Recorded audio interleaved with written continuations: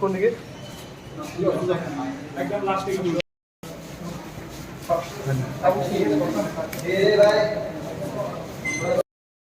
ফাইতে মিও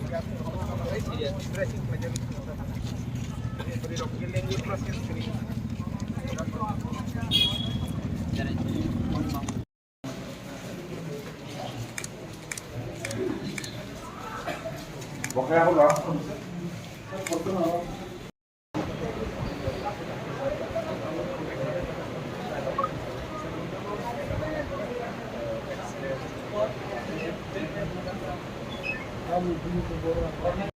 যে ঘটনাটি সাথে হয়েছে সেই বিষয়টা নিয়ে সার্বিক বিষয়ে একটু বলতে হবে। প্রথমে আমি জিবি হাসপাতালে আসলাম। এইমাত্র 3 জন গুরুতরভাবে আহত ছাত্রীদের আমি দেখেছি। মুস্কান দেববর্মা, বেডশিবা, তারপর ঝুমি দেববর্মা খুব গুরুতরভাবে আহত। ঝুমি দেববর্মা তো কথা বলতে পারছে না, অক্সিজেন সাপোর্ট দিয়ে রেখেছে। আমাদের প্রথম বক্তব্য হলো ছাত্রদের উপর এইভাবে একটা অত্যাচার করা, আক্রমণ করা সরকারি বাহিনীর ধারা।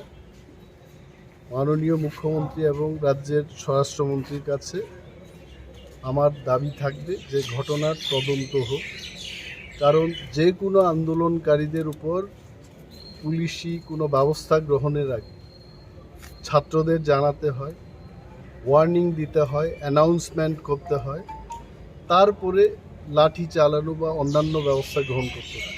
কিন্তু আজকের ঘটনায় রোমান স্ক্রিপ্টকে নিয়ে আজকে আন্দোলন করেছে এবং এই ব্যাপারে আগেও আমি বলেছি, আমরা বলেছি, দলগতভাবে বলেছি ককবরককে যেন রোমান স্ক্রিপ্টে লেখা হয়, কারণ সমস্ত সিবিএসসি স্কুল ত্রিপুরা রাজ্যেই নয় ভারতবর্ষেই ইংলিশ মিডিয়ামে চালু আছে। ইংলিশ মিডিয়ামের ছাত্রছাত্রীরা হঠাৎ করে কোনো স্ক্রিপ্টে রোমান ছাড়া অর্থাৎ ইংরেজি ছাড়া অন্য কোনো স্ক্রিপ্টে কেউই পড়তে পারবে না। So that was the reason কেন রোমান স্ক্রিপ্টের পক্ষে আমরা দাবি করছি। সরকার যারা পরিচালনা করছেন তাদের মধ্যে অনেকেই শিক্ষিত লোক রয়েছেন, যারা অর্ধশিক্ষিত, যারা এটাকে বুঝতে পারছে না, তাদের কথাই কেন দেশ চলবে, রাজ্যটা চলবে। এটা অত্যন্ত লজ্জাজনক আমাদের এই রাজ্যের মানুষের পক্ষে।